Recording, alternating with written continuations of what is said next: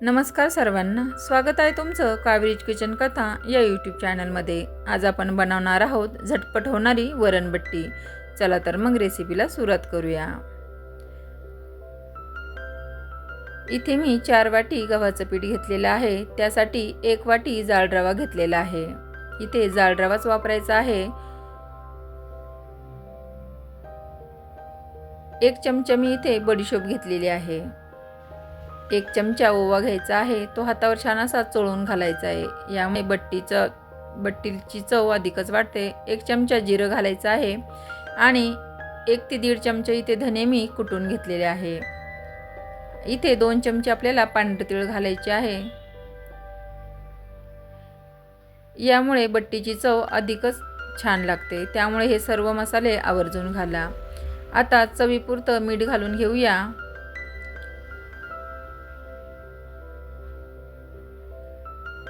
आता हे सर्व जिन्नस एकत्र करून घेऊया। पिठामध्ये आपल्याला छान मिक्स करून घ्यायचं आहे। मिक्स करून झाल्यावर यामध्ये थोडीशी हळद घालायची आहे। हळदीमुळे बट्टीला छान असा रंग येतो, त्यामुळे हळद आवर्जून घाला। हळद देखील मिक्स करून घेऊया।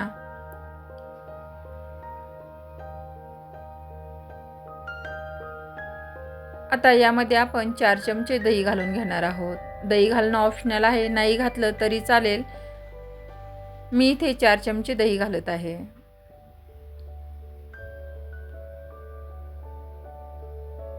आता दही देखील छान पिठामध्ये मिक्स करून घ्यायचं आहे। दही मिक्स करून झालेलं आहे। आता इथे मी तेलाचं मोहन घालत आहे। हे 5-6 चमचे तेल मी घेतलेलं आहे। तेल छान कडकडीत गरम करायचं आहे। तुम्ही पाहू शकता इतपत आपल्याला हे तेल गरम करून घालायचं आहे। यामुळे बट्टी अगदी खुसखुशीत होते। मोहन गरम असल्यामुळे लगेच पिठामध्ये हात घालायचा नाही। चमच्याच्या साहाय्याने अगोदर मिक्स करून घ्यायचं आहे, जेणेकरून हाताला चटके बसणार नाही। आणि मग हाताने छान असं मोहन आपल्याला सर्व बाजूला लावून घ्यायचं आहे।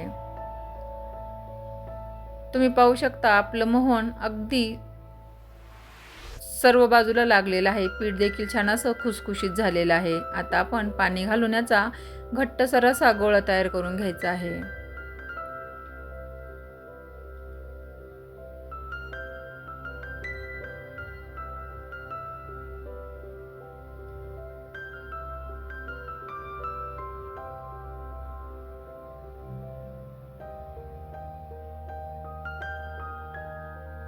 छान असा आपला पिठाचा गोळा तयार करून झालेला आहे। तुम्ही पाहू शकता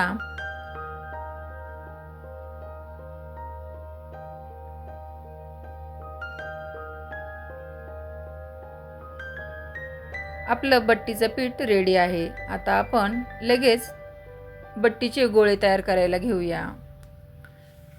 अगोदर हाताला थोडंसं तेल लावून घ्यायचं, म्हणजे पीठ हाताला चिटकणार नाही। याप्रमाणे आणि छोटासा हवा त्या आकाराचा गोळा घ्यायचा आहे।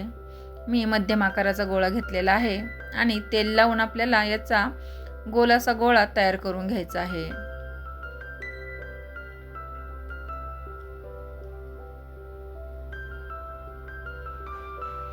पाहू शकता सुंदर असा आपला गोळा तयार झालेला आहे। या प्रकारे आपण हे बाकीचे सर्व गोळे तयार करून घेऊया।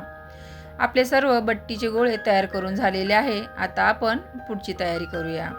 इथे मी कुकरमध्ये 1 तांब्या पाणी घालून घेतलेलं आहे। पाण्याला उकळी आलेली आहे। यामध्ये आता एक पिठाचा गोळा सोडायचा आहे, म्हणजे आपल्याला हे सर्व गोळे वाफवून घ्यायचे आहे।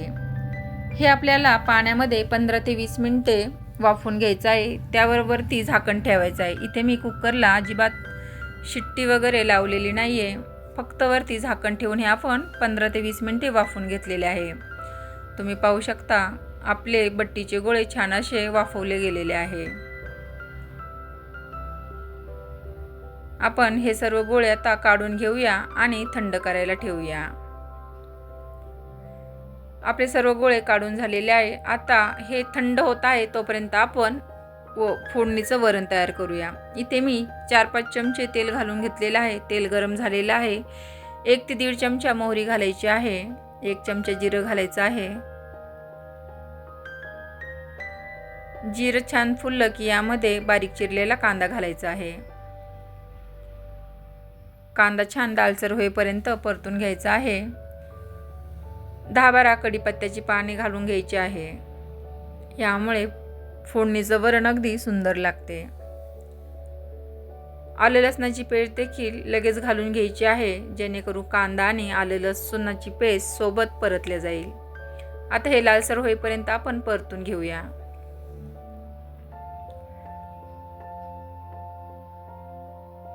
छान असं आपलं परतून झालेलं आहे. आता यामध्ये सुके मसाले घालूया. इथे मी चवीपुरतं लाल तिखट घातलेलं आहे, थोडीशी हळद घालायची आहे आणि इथे मी सांबार मसाला घालत आहे. सांबार मसाला मी 1.5 चमचा घातलेला आहे. तुम्ही तुमच्या आवडीनुसार मसाले कमी जास्त करू शकता. फोडणीमध्ये थोडीशी बारीक चिरलेली कोथिंबीर घालून घ्यायची आहे, यामुळे फोडणी अगदी चविष्ट होते. हे छान मसाले परतून घेऊया आणि आता बारीक चिरलेला टोमॅटो घालून घ्यायचा आहे.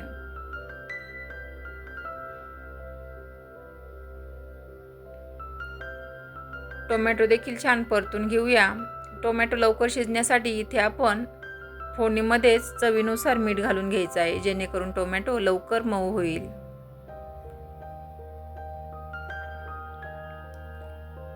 मीठ घालून छान पुन्हा एकदा परतून घ्यायचं आहे आणि तेल सुटेपर्यंत आपल्याला मसाला परतून घ्यायचा आहे. छान असं तेल सुटलेलं आहे.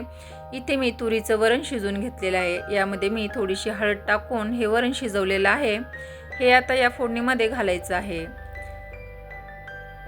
आपल्याला कितपत घट्ट किंवा पातळ हवं आहे त्यानुसार इथे पाणी घालायचं आहे.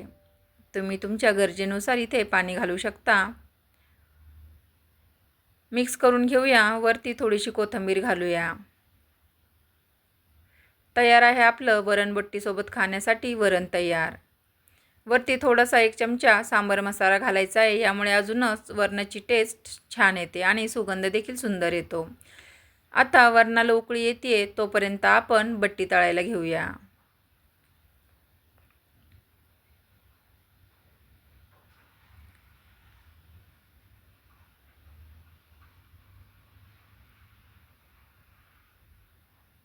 वरणाला देखील छान अशी उकळी आलेली आहे. आता आपण बट्टी कट करून घेऊया. तुम्ही बट्टी हव्या त्या आकारामध्ये कट करू शकता, जसे की मी तुम्हाला 2 प्रकारे कट करून दाखवते. एक या आकारामध्ये, चापट आकारामध्ये देखील छान अशी बट्टी दिसायलाही छान दिसते आणि तळल्यावर सुद्धा खूप कुरकुरीत होते. या प्रकारे देखील आपण बट्टी कट करू शकतो. दुसरा प्रकार म्हणजे एका बट्टीचे आपल्याला 8 भाग करायचे आहे, जसे की तुम्ही पाहू शकता व्हिडिओत दाखवल्याप्रमाणे. या प्रकारे आपण बट्टी कट करू शकतो. तुम्हाला हव्या त्या आकारामध्ये तुम्ही बट्टी कट करून घेऊ शकता. आता आपण तळायला घेऊया. कढईमध्ये तेल घालून घेतलेलं आहे. तेल छान गरम झालेलं आहे. तेल आपल्याला इथे छान कडकडीत गरम करायचं आहे. आता एक एक करून बट्टी सोडून घ्यायची आहे. एका वेळेस खूप जास्त बट्टी घालायची नाही.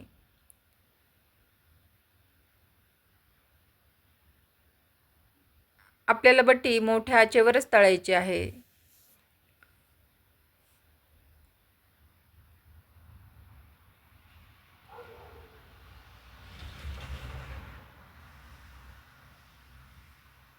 बट्टी छान तळली गेलेली आहे. तुम्ही पाहू शकता बट्टीला सुंदर असा रंग देखील आलेला आहे. कुरकुरीत खमंग अशी आपली बट्टी तयार झालेली आहे. पाहू शकता सुंदर अशी बट्टी आपली तयार आहे. या द्वादशीला उपवास सोडण्यासाठी नक्की ट्राय करा. आवडल्यास लाईक, शेअर आणि सबस्क्राईब करायला विसरू नका. व्हिडिओ पाहण्यासाठी धन्यवाद.